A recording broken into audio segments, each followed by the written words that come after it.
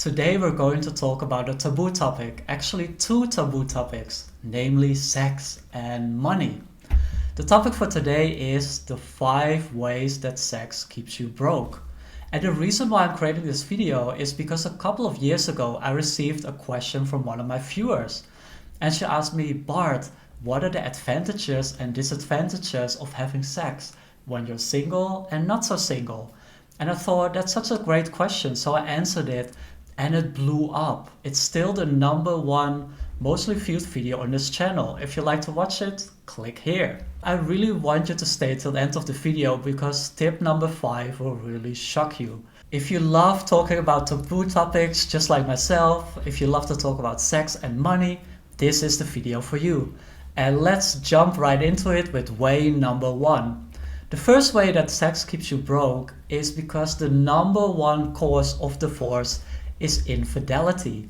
And this is basically cheating. If you haven't agreed on an open marriage or an open relationship, maybe you feel bored and you don't get laid as much, you start to look for pleasure out of your home. What happens is if you are married and you don't have a prenup, you lose 50% of your assets. If you are the husband or the provider of the family, that you have to pay to your partner. So in this way, sex can cost you 50% of your net worth. And sometimes even more, because often you also have to pay alimony payments to your spouse to look after the kids. So this is the first way that sex can keep you broke. The second way is that often people choose a partner based on sexual intimacy and chemistry. Now this is just a small portion of someone's life. Like there's so many areas of one person's life. There's physical, there's mental, there's financial, there's career, there's social connections, there's spiritual awareness. There's all of these other areas of someone's life. And if you're going to find a partner just based on sexual attraction and intimacy, it's likely going to cost you long term.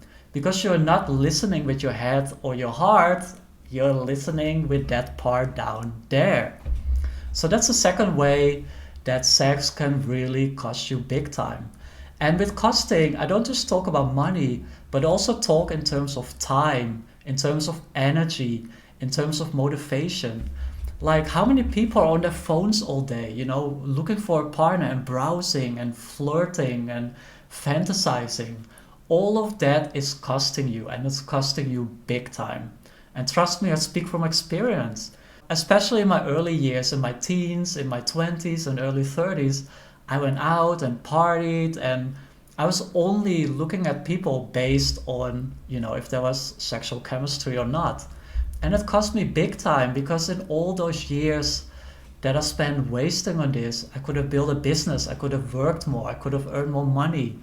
And all of that is lost. You can make your money back easily, but you can never get back your time. I always imagine time like you have a little backpack on your back with time, and maybe there's like 50 years in there, maybe there's 5 years in it. But unless there's like a breakthrough in medical technology or something like that, you don't get any top up. So you're just depleting your energy, and it's going to cost you big time if you let this lead your life. Whilst having sex can absolutely be mind-blowing and beautiful and inspiring, if you have it all of the time, it can be a really big source of instant gratification. And especially for the male viewers out there watching this, after you have sex, it costs so much energy, especially when you ejaculate. Think of all the energy it costs to produce like billions of millions of cells that are actually designed to reproduce a baby. It's immense programming and it costs so much energy.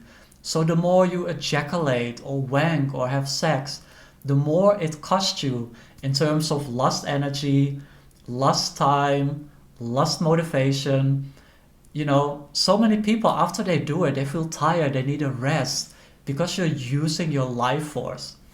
And one of the best ways that you can deal with it is by using something called sexual transmutation.